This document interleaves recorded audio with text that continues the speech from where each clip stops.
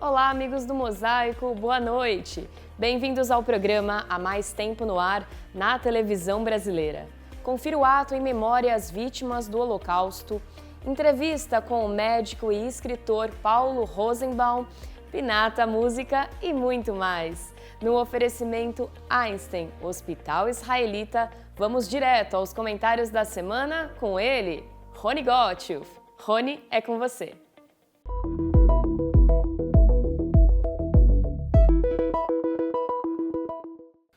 Esse é o primeiro comentário do Mosaico na TV em 2026. Nesse mês que apresentamos nossos melhores conteúdos em reprise, os destaques foram os seguintes. Pela primeira vez, nos últimos 12 anos, não há judeus reféns de terroristas árabes. Número 2. Desde 1º de janeiro de 2026, o Estado de Israel é reconhecido por 166 dos 192 países que formam as Nações Unidas.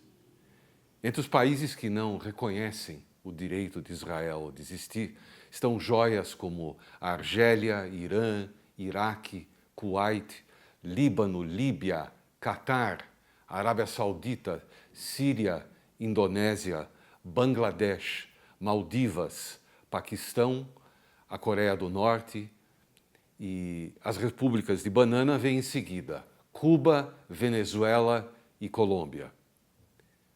O terceiro destaque é um país que tem relações diplomáticas com Israel, foi o responsável pela Assembleia da ONU que criou Israel, mas se nega a dar a credencial ao embaixador de Israel.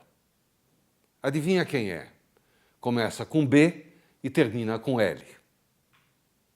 Agora, depois de inúmeras afirmações antissemitas e manifestações antisionistas, o governo do PT finalmente concordou em receber o presidente da CONIB, o Dr. Cláudio Lotenberg, para uma conversa.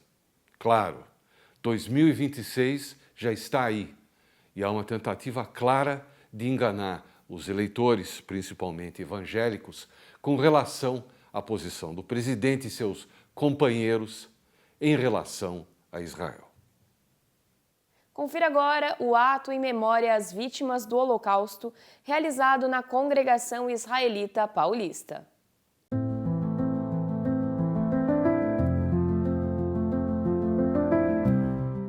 O ato solene em memória às vítimas do Holocausto reúne autoridades, lideranças comunitárias e representantes de diversas instituições em São Paulo. O Brasil deixou de ser signatário do IRA, da Aliança de Memória ao Holocausto, porque não é só o Holocausto, é uma ferramenta útil para todas o tipo de intolerância, discurso de ódio, racismo, antissemitismo. Então eu acho que a ação é realmente você educar e você 50% das pessoas brasileiras dos brasileiros não sabem o que foi o Holocausto, então a gente está anos-luz dessa ação. A gente tem que celebrar todos esses momentos, é um momento de homenagear aqueles que sobreviveram e firmar compromisso. É uma oportunidade de renovar o nosso compromisso para que essa memória se mantenha viva e para que a gente trabalhe para que nunca mais aconteça. Também é uma oportunidade de agradecer a tudo que a comunidade judaica representa e faz pelo nosso estado de São Paulo. Então hoje é o dia de dizer nunca mais aos horrores como o Holocausto, reverenciar essa memória, lutar para que isso não aconteça e dizer muito obrigado. A cerimônia reforça o compromisso com a memória, a educação e a defesa da dignidade humana, sob a mensagem clara de que o ódio não pode se repetir.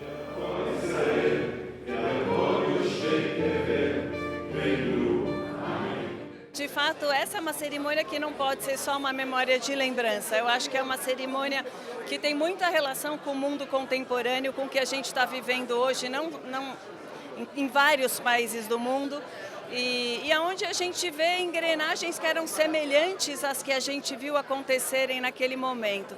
Então, eu acho que é um sinal de alerta importante e eu acho que essa é a ação principal a ser tomada. Com atividades como essa, onde a gente mobiliza a comunidade, atua, noticia, fala junto às mídias sociais e combate todo e qualquer tipo de manifestação que possa trazer o contexto do discurso de ódio.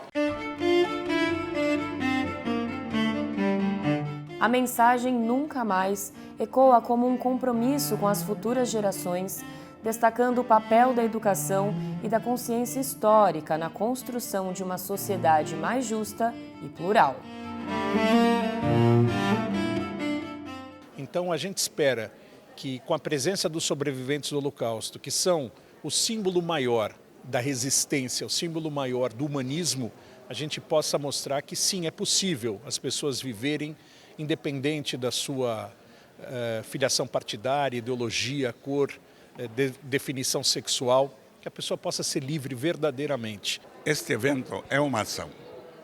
Tem que contar, rememorar, relembrar, explicar e ensinar para as atuais e para as futuras gerações que aconteceu com a comunidade judaica e com a comunidade mundial, exatamente para nunca mais acontecer com nenhuma comunidade e nada de algo tão monstruoso acontece na Terra. Nós trabalhamos em prol da sociedade, em prol da paz, do bem-estar, da solidariedade, da comunhão, da fraternidade. É justamente disso que nós estamos, por este motivo nós estamos aqui hoje. Nós, infelizmente, estamos passando por momentos de intolerância em todos os sentidos. Então é muito importante o diálogo interreligioso, o combate à intolerância. A nossa missão é sempre relembrar, transmitir e pôr em ação eventos e ensinamentos para as novas gerações, para sempre se lembrar o que aconteceu.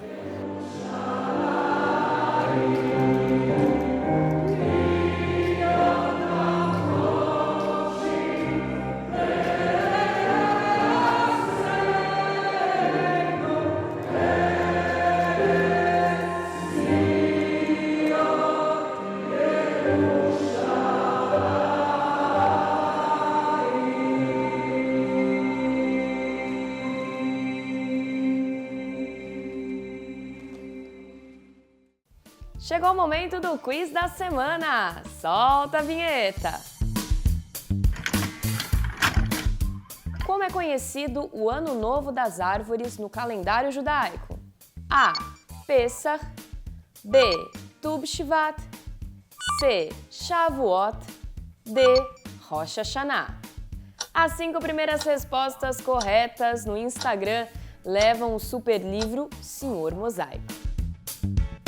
Vamos para um rápido intervalo, você não saia daí.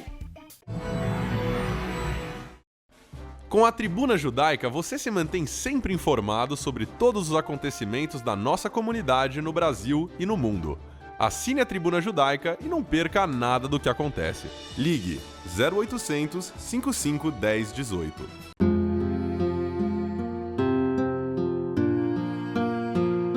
O judaísmo tem regras e costumes para se despedir de um ente querido. E para cumpri-los, contamos com profissionais e voluntários. Nós nos orgulhamos muito deles, dos profissionais que compreendem que seu dia a dia é diferente e especial, e dos voluntários, cujo único pagamento é a certeza de estar colaborando com nossas famílias. Hevra Kadisha, mantendo acesa a chama da comunidade. Entrevistamos o médico e escritor Paulo Rosenbaum. Você confere agora. Amigos do Mosaico, não é todo dia que a gente traz um doutor, professor, que é médico, escritor, ele faz romance, ele faz poesia, e ele tem uma visão muito interessante, crítica, das coisas que nos cercam. Doutor Paul Rosenbaum, ou professor, ou, segundo ele, aqui em casa, só Paulo. Paulo, muito obrigado por aceitar o convite do Mosaico para essa rápida conversa. Eu estava dando uma olhada no teu currículo, a minha primeira impressão é que, bom, finalmente eu estou conversando com um Renaissance Man. Nós estamos conversando com alguém que sabe escrever, sabe falar, estudou medicina e tem um conhecimento sobre as coisas que nos cercam que não é muito comum. Eu fiquei sabendo que você está, vamos dizer assim, relançando ou revisando um livro que já tinha circulado por aí, que se chama Um Novo Código da Medicina. Confere? Bom, muito obrigado pelo convite, Rony. É uma honra e um prazer estar aqui, enfim, nesse programa histórico, tanto para a comunidade judaica como para o público em geral. Bom, agradeço os elogios, mas, enfim, ainda estou aquém de ser um homem da Renascença, provavelmente. De qualquer forma, o livro se chama Um Outro Código da Medicina, e ele tenta reposicionar não só uma filosofia chamada de vitalismo, que hoje interessa também à academia, que é a ideia da totalidade do sujeito. Quer dizer, o sujeito não é só um fígado doente, ou os exames laboratoriais alterados, ou um sofrimento de uma patologia.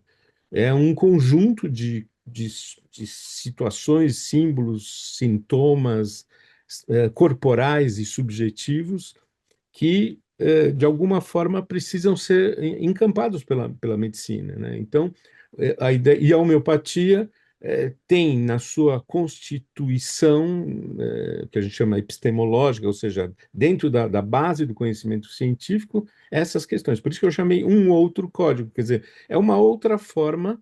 Ainda que a homeopatia é uma herança, não tem nada a ver com a medicina Ayurveda, ou a medicina chinesa, ou a medicina Kampo, que é a medicina japonesa, é uma, digamos, a homeopatia nasce da filosofia médica tradicional. O Hahnemann, que foi o fundador da homeopatia, nasceu em 1755, morreu em 1843. Na verdade, ele funda o que depois foi chamado de medicina da experiência. Ou seja, ele achava que os experimentos deviam ser feitos sobre os seres humanos, porque os animais não conseguiam reportar as sensações subjetivas, digamos, você só conseguia ver as lesões ou os sintomas de controle de patologia. Então, de alguma forma, ele traz de novo a questão da linguagem, e isso bem antes de Freud, assim. Então, de alguma forma, ele reposiciona essa questão do sujeito.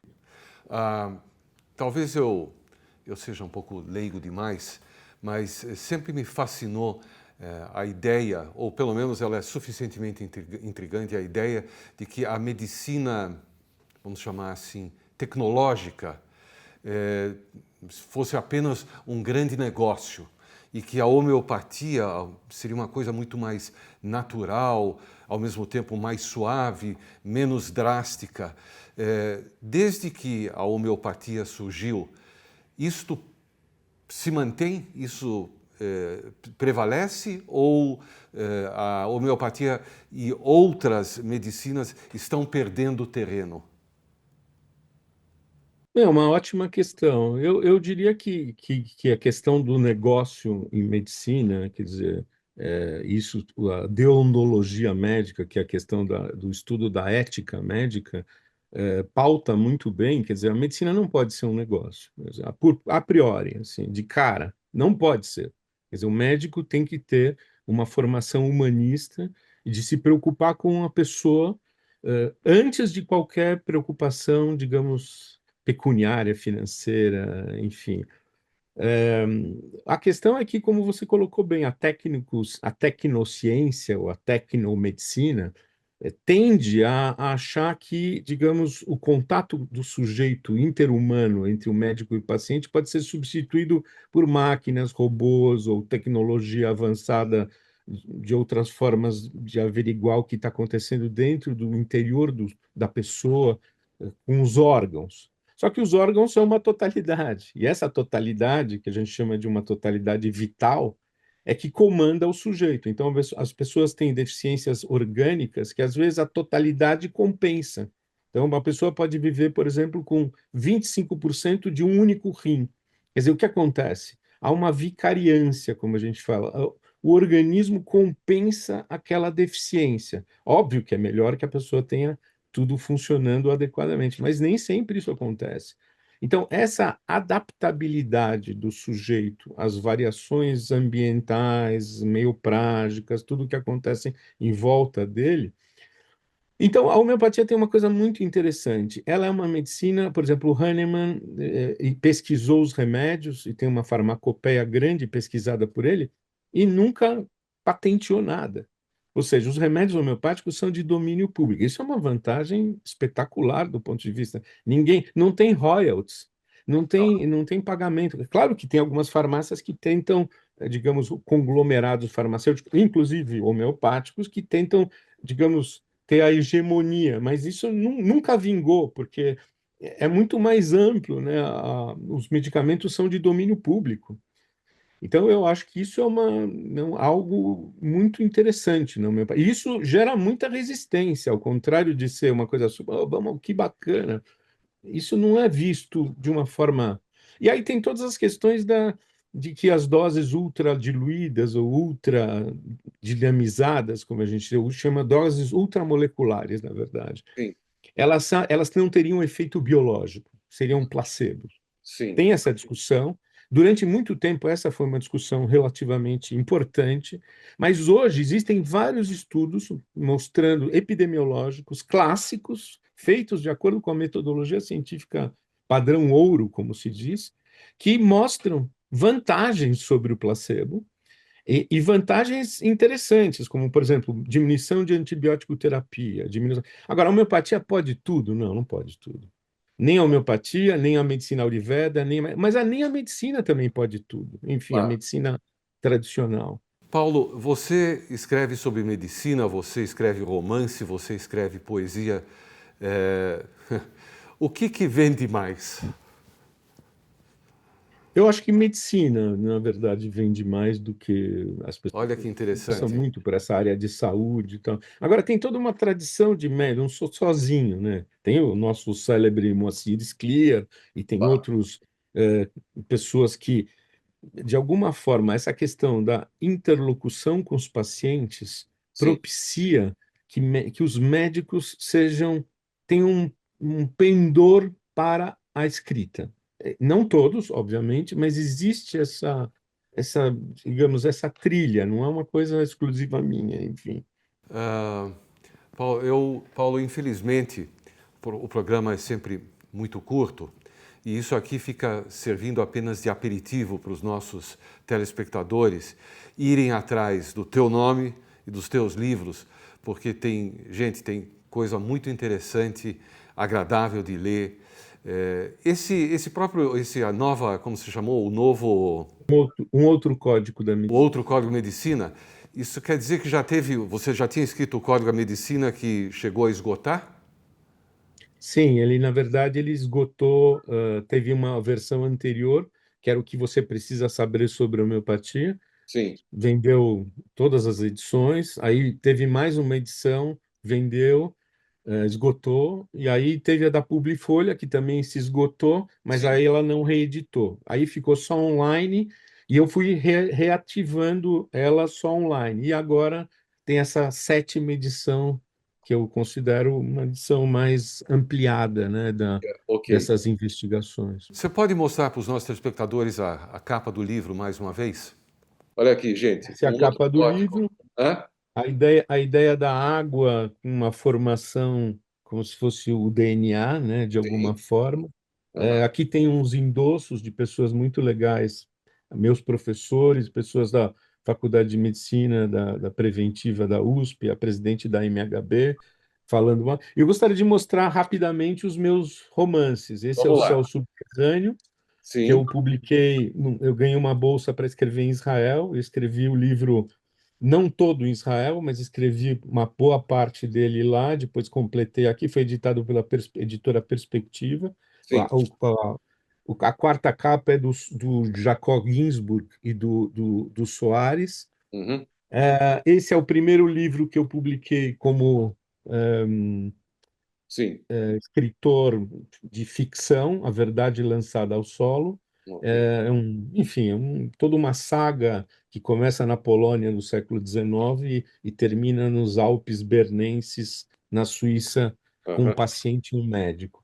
E esse é o Navalhas Pendentes, é o primeiro livro que eu publiquei pela Almedina, que aí tem uma discussão interessante sobre a questão da inteligência artificial, que não é nem inteligência nem artificial, mas isso, quem quiser entrar na discussão, a gente pode... Gente, aí está um aperitivo de Paulo Rosenbaum para vocês. Doutor professor Paulo Rosenbaum, mais uma vez, foi uma honra para nós receber você aqui no Mosaico e eu espero que a gente tenha a oportunidade de conversar logo num futuro mais próximo. O Mosaico tem 60 e tantos anos e essa é a primeira vez que você vem ao Mosaico, nós temos que, de alguma forma, consertar isso. Mais uma vez, muito obrigado. Eu que agradeço, é uma grande honra conversar com vocês e vamos conversar sobre outros assuntos também. Quando você quiser, estou disponível. Muito obrigado. O Mosaico volta já já. No Safra, nós aprendemos de geração em geração que um banco se constrói como um barco, sólido, para enfrentar com segurança qualquer tempestade. Essa é a nossa essência. Assim é o nosso barco. Estamos há mais de 180 anos navegando por todos os tipos de mares e tormentas do mercado financeiro. Se você quer um banco para cuidar do seu patrimônio, procure o Barco e o Banco dos Especialistas. Quem sabe, Safra. Controlando a minha maluquez, misturada com minha lucidez, vou ficar com certeza, maluco, beleza, eu vou ficar com certeza, maluco, beleza. Suzano, uma startup de 100 anos. Anuncie na revista mais lida da comunidade. Revista A Hebraica. Ligue 3815-9159.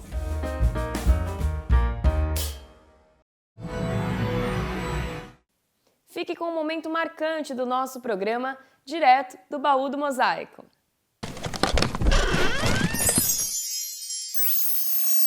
Hoje o Mosaico está na Baixada Santista, em São Paulo, para acompanhar a cerimônia que marca o término das obras de restauração do cemitério israelita de Cubatão. Vamos conferir? Vocês vão estar para sempre. As obras de restauração do cemitério começaram há 8 meses, 9 meses atrás. Teve dificuldades por ser um sítio tombado do patrimônio histórico do município e a Hebra Kadisha de São Paulo, na atual gestão, com o apoio de toda a diretoria e do conselho, gastou dinheiro, não poupou esforços financeiros e esforços técnicos. Por ser professor, conhecer bastante história, eu sofria muito com a injustiça que foi feita para as pessoas que aqui estão enterradas, que foram excluídas da coletividade judaica maior. Já ocorreu aqui outras reinaugurações desse cemitério, que foi um cemitério escolhido pela associação, né, beneficente dessas mulheres, que não puderam ser enterradas no cemitério judaico da comunidade e compraram esse espaço, que acho que é o terceiro local que elas vêm, compraram para serem enterradas nos rituais judaicos. Então hoje é um momento muito histórico para todos nós e para poder aproveitar e aprender do passado para ter um bom presente e um futuro muito melhor. O objetivo de hoje dessa cerimônia foi pedir perdão e com essa educação nossos jovens serão adultos melhores do que nós somos. Chegou a hora de descobrir a resposta do quiz. A alternativa correta é a opção B. Tu B'Shvat é o ano novo das árvores no calendário judaico, um momento que simboliza a conexão com a natureza, o respeito à terra e a responsabilidade ambiental, celebrado com o consumo de frutas e plantio de árvores. E aí, você acertou? A nossa produção vai entrar em contato com os 5 primeiros que nos enviaram a resposta correta via inbox. Na verdade, Tu B'Shvat, 15 do mês de Shvat, o Rosh Hashanah Leilanot, não é uma data bíblica. ela é mencionada na Mishnah, ela na verdade marca uma época em que eu tenho que contar sobre o plantar e o colher. Conforme está escrito na Torá, eu planto e 3 anos eu não posso colher. Tudo que nascer vai cair no chão e vai fertilizar o solo. Só a partir do ano seguinte, do 4º ano, é que eu vou colher. E isto é marcado pelo dia Tu Bishvat. Vamos para o Pinata Música da Semana.